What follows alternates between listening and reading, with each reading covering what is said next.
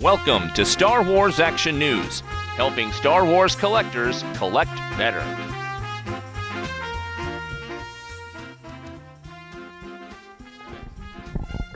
So we're here at New York Comic-Con with the Hasbro brand team. Guys, I know you pretty well after all these years, but why don't you introduce yourselves so people at home can learn who you are? All right, I'm Steve Evans, Design Director. Joe Ninavaji, Marketing Director. So right now, start just really broad. What do you think is going really well with your Star Wars lines right now? Wow, people want them. From a creative point of view, the amount of new characters, new ships, new freshness all the time, constant. That really excites us and makes us, engages us, which engages fans. There's chatter going on every day online and with events like this. So it's just a really rich time creatively to kind of make toys, make stories, stuff like that. So that's my kind of creative point of view. Yeah, I mean, it's exciting because... Okay, thank you.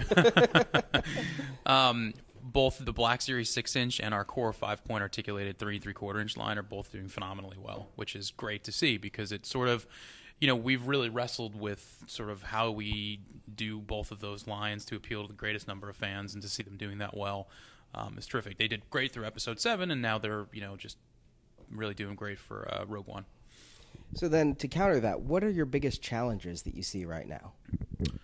I think the biggest challenge, honestly, is how do we handle the amount of new content and get it into our lines quick enough, but it's just you can't get an entire movie's worth of characters out before you're on to the next one or the next one. And I think we do a nice job of hitting that season hard, getting most of it out, and then sort of peppering throughout the years, to use Steve's term. But it's a challenge. You know, we want to do it all, but we can't, and it's going to take a little bit of time. And we're used to having years to stretch out and, you know, really take our time and do every character and every iteration. But now it's kind of fast and furious. Yeah. I second that. There you go. Yeah. And how has the collector focus on the 6-inch line changed that from, you know, previous years? Because like you say, you had several years to do that when looking at Episode 3 or Episode 2. But by the same token, those had huge launches with maybe 30, 40 different characters represented, you know, within the first couple of months. But the 6-inch series has a much slower release schedule. You're right. I mean, the amount of effort that goes into super articulated figures is a lot higher. You know, it takes a long time. It takes 12 to 18 months to create a single character, and, you know, we've got year and year and year. So, yeah, the offering is smaller at the 6-inch scale, just by the very nature of it. But as Joe says, it's kind of getting that formula of aligning it to the entertainment this year and then peppering in classics or prequels, or, you know, we're still going to kind of hit some Episode 7 characters that we haven't done. So, you know, that's going to happen. Of those Episode 7 characters, we've heard you guys refer to the term the parking lot in the past about characters that are there. What Episode 7 characters are currently sitting in the parking lot that you haven't had a chance to get to? Well, there's one who's got a really big parking space. You know, we're looking at Luke. So Luke is on his way. I mean, Luke, we didn't see, like the rest of you, what he looked like until very late in the game. You know, so well was his... I mean, he's a secret in the story, secret in the movie, and he was a secret everywhere. So there's no surprise that we didn't see a lot of Luke, Episode 7 Luke stuff come out. So he's coming.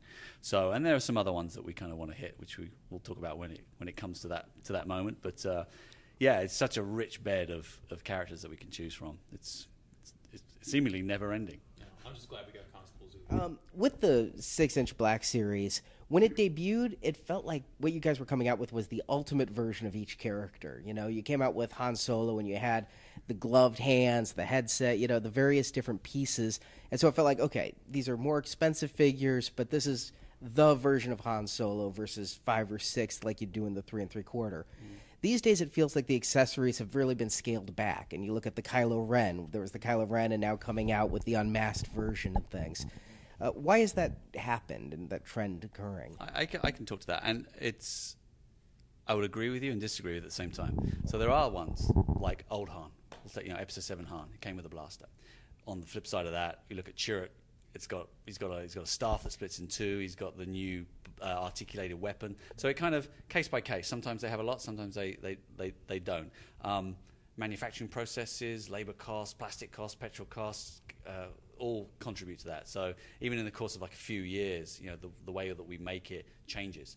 So we just have to react to that. And what we try and do is protect that sort of consumable price point, that kind of $20, $19.99 consumable price point. Because Black Series is collectible, but it's consumable collectibles. It's, you know, it's.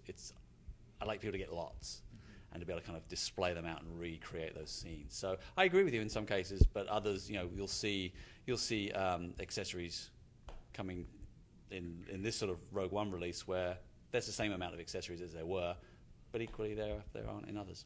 Joe, when we were at San Diego Comic-Con, I kind of brought up the idea about bringing back old characters that people who may have gotten into the 6-inch line late now have a real hard time getting. Darth Maul, there's the Chinese bootlegs out there that are as plentiful as the original ones, R2-D2. Any chance of those shipping again, bringing them back? Yeah, no, absolutely. I mean, I think you'll see in 17 a lot of instances of that. It's been, I can't believe it, but we launched that in fall 13, so there are new fans because of new movies and the heat of Star Wars kind of getting, you know, higher, that are coming into the line that don't have access to those, and that's certainly not what we want. So yeah, we'll be re-releasing a number of figures. Question: I took a lot of listener questions after your panel this morning, and one that came in was about the 6-inch Walgreens exclusive C-3PO, and the question of why make the gold version the exclusive and the red arm version the regular one? Threepio came out in episode 7, right? That was sort of the moment, so we wanted to make that as quickly as possible. And Walgreens has been such a phenomenal partner for us. They have locations everywhere. Everybody has access to a Walgreens. They are able to, you know, do a large quantity of the figures. So we felt really good about taking a core character like Threepio in his, you know, normal Ep4, Ep5, was Ep4 or 5, Ep4 version. And doing him as an exclusive in this case because we felt like everybody would get access to him. So it you know, they're both available. We've just it was really just Ep7 was of the time, and we decided to do that first. And speaking of the Walgreens exclusives, we got a number of international collectors actually saying it's really hard for them to get the Walgreens exclusives. There's a Walgreens everywhere here in the States. Sure. But a lot of the international collectors are feeling really burned by the number of exclusives coming out that are hard for them to get overseas. You're absolutely right. I mean, first of all, we never do an exclusive for a region. It's not a U.S. exclusive. There's access to have that everywhere. And then, of course, it depends on the individual market and if they're taking it and where. So in that case, I would just say for Threepio specifically, just be patient because you'll have the opportunity to get him. So exclusives for us, from a design perspective, allows us to have real flexibility about doing those kind of like more unusual characters. I know Threepio is not an unusual character, but to do more unusual characters, to do larger boxes, to do different bases and all the kind of extra stuff that we can put with it. It gives us so much more flexibility, which I ultimately believe that fans want, but sometimes we just can't deliver it as a mainline. It just doesn't make practical sense in terms of the numbers and things. So absolutely understand there's a fine balance between the fun of the hunt, because I'm a collector, there's a little bit there. Everyone loves that little bit of kind of difficulty in getting things, and when you get it, all the more sweeter. So I will not move away from exclusives by any stretch, and we'll always make those special and unusual, because I think that's kind of, they're exclusive. That's what it means. But I want people to be able to get them. Speaking of that, with the Walmart Scarif Trooper, people are actually just planning to troop build those. Are those going to be shipping in a high enough number to accommodate that? You'll notice if you walk into a Walmart that particular character has a lot of presence, and in their spot, you know, there's a ton being made and shipped, and you should be able to get that pretty soon. Yeah, and that's why we made him the kind of the private. Yeah.